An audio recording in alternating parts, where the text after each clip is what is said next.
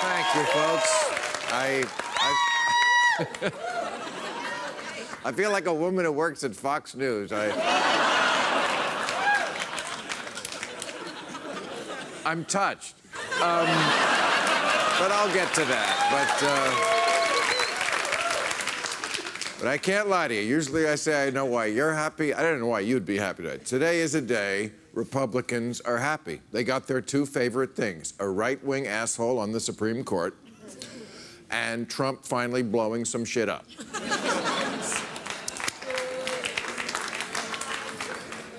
I don't know what we're applauding, but okay. But yes, that's what happened. American cruise missiles blew up an airfield last night in Syria because the dictator there was using chemical weapons, which he has done many times. In 2013, 98 Republicans signed a letter saying bombing Syria in response to a chemical attack was unconstitutional without congressional authorization. But this is different because Obama was president then. That would have involved bombing while black. And you can't do that. This is very tricky for Donald Trump because the Syrian regime, of course, is propped up by Russia, and Russia does not want us bombing there. If Trump does the wrong thing, Putin might not re-elect him.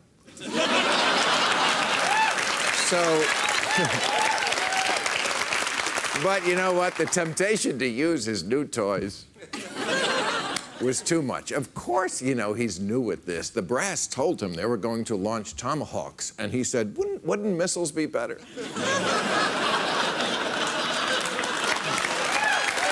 But, you know, in America, you're not really president until you bomb something.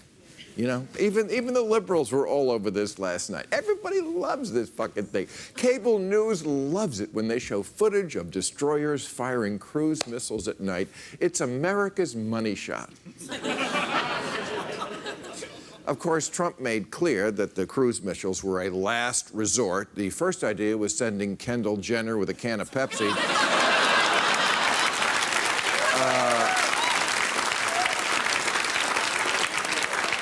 Interesting side note to this. No change in the Trump policy on Syrian refugees coming here. Republicans feel about Syrians in Syria the same way they feel about the fetus in the womb. When it's a beautiful baby in Syria, it's sacred, precious gift from God. Once it leaves, you're on your own. And, you know, speaking of protecting fetuses, the Republican Senate has confirmed Scalia clone Neil Gorsuch for the Supreme Court, proving that in America, cheating still works, ladies and gentlemen. Cheating still works. No, conservatives were elated. Bill O'Reilly was so excited he groped himself.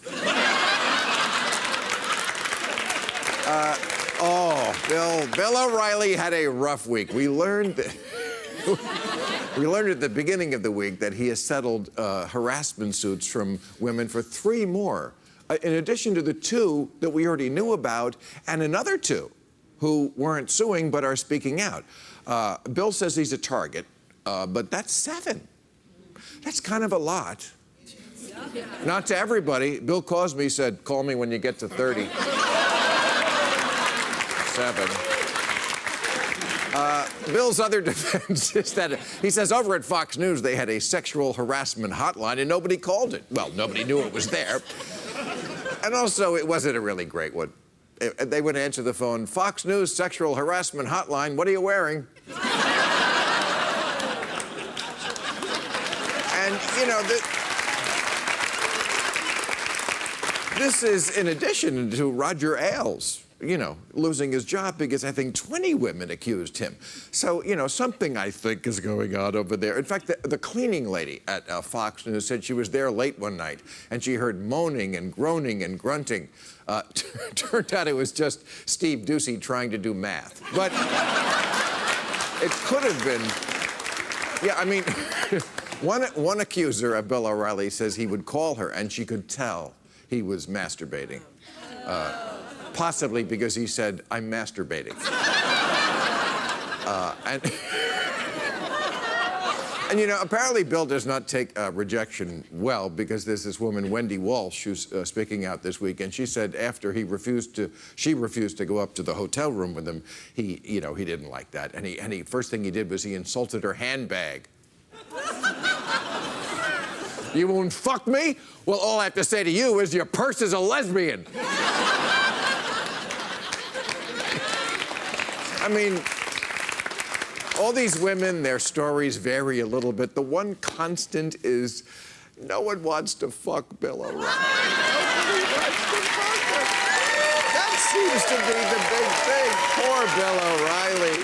I mean, whether he's offering you a job or threatening the one you have, it's never worth it to fuck Bill O'Reilly. And, you know, I have to say, conservative sex to me, it's just weird. It's just different. I don't even get... I'm very proud to say I don't think I have ever had sex in my entire life with a Republican.